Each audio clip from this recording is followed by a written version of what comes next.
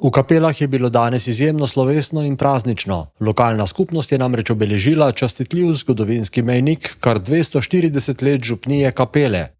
Osrednji del praznovanja se je začel ob 11. uri s slovesnim bogoslužjem, ki sta ga skupaj vodila župnijski upravitelj gospod Gorazd Bastašič in nekdanji kaplan monsignor dr. Matjaž Roter. Dogodek je privabil številne domačine in obiskovalce od blizu ter daleč. Ob tem visokem jubileju je župnijski upravitelj Gorazd Bastašič poudaril pomen povezanosti skupnosti in praznovanja. Bogu hvala, da je dan tu. Lepo smo se zbrali tukaj v Kapelah in lepo praznujemo teh 240 let, odkar je tu župnija. Čeprav je majhna, ampak je kar precej živahna in živa in vztraja na svoji poti. Tega se veselimo in danes smo se zbrali prav v lepem številu. Danes ste blagoslovili to obnovljeno župnišče. Kaj to pomeni za delovanje skupnosti? Poleg naših cerkva, ki jih imamo tukaj, kapele se imenuje kapele zaradi župnijske cerkve in cerkve Svete Trojice in cerkve Svetega križa, ki jih lepo vidimo tukaj, če se peljemo skozi kapele. Imamo tudi župnišče.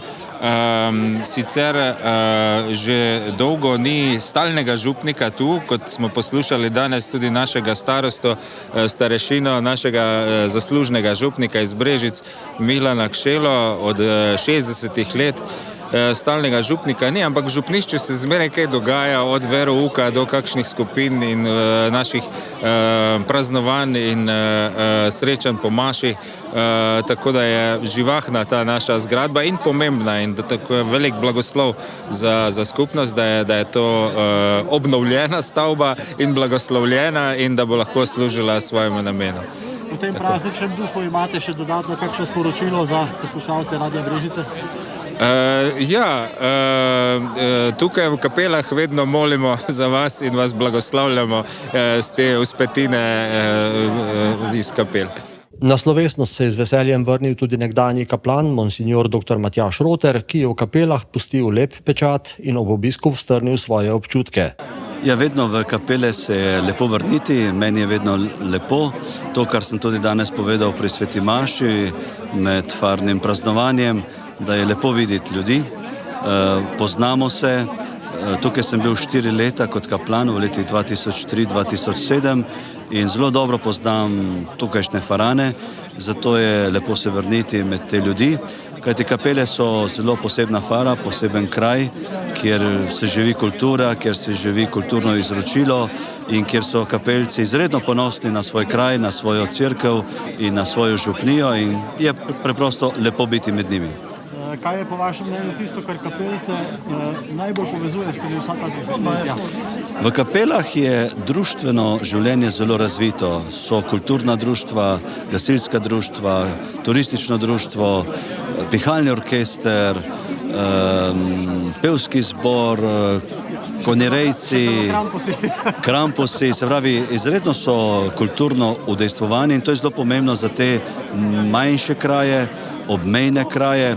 Jaz to vedno poudarjam, da v obmejnih krajih zelo moramo negovati slovensko kulturo, slovenske običaje, tradicijo, da obstanemo na tem prostoru in da skupno sobivamo in damo svoj doprinos k lepšemu, plemenitejšemu življenju. Še morda kakšno sporočilo za vse farane? Ja, predvsem lep praznik Marijinega vnebovzetja, farni praznik. In predvsem Bog vas živi še naprej na mnoga leta. Letos praznujemo tudi 240 let ustanovitve župnije.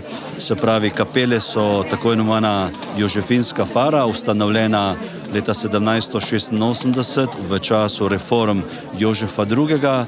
In v teh 240 letih se je veliko ustvarilo, veliko plemenitega naredilo in mi smo del te tradicije, ki jo dajemo naprej. Slovesni trenutek je sledil takoj po sveti maši, ko so uradno blagoslovili obnovljeno župnišče. Kulturni program ob tej visoki obletnici pa so s svojim odličnim nastopom dodatno obogatili in polepšali člani pihalnega orkestra Kapele.